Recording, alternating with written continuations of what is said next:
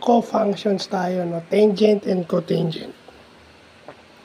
So, yung tangent, theta, yan.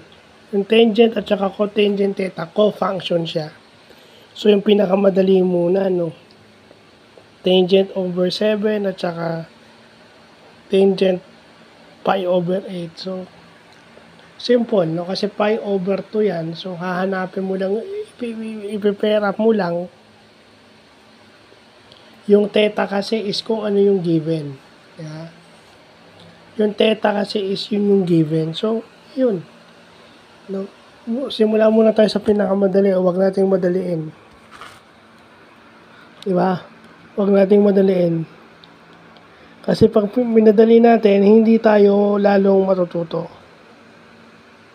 Yan. I-ano muna natin. Yan.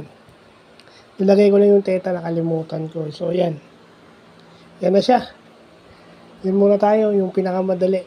Hindi tayo masyadong mahirapan. Although review na lang to kasi naituro naman to sa school eh.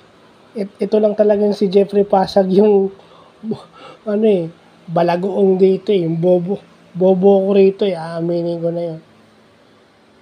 Yeah? Hindi naman ako katulad ng iba nagpe-pretend eh. Yeah? Yung iba nangongopya lang din. Dinadaan sa charm, sa pagwapuhan, di ba? Kahit 75 yung grade ko sa Trigo eh, at 82 nung college eh, hard-earned naman yun. So, yun lang po.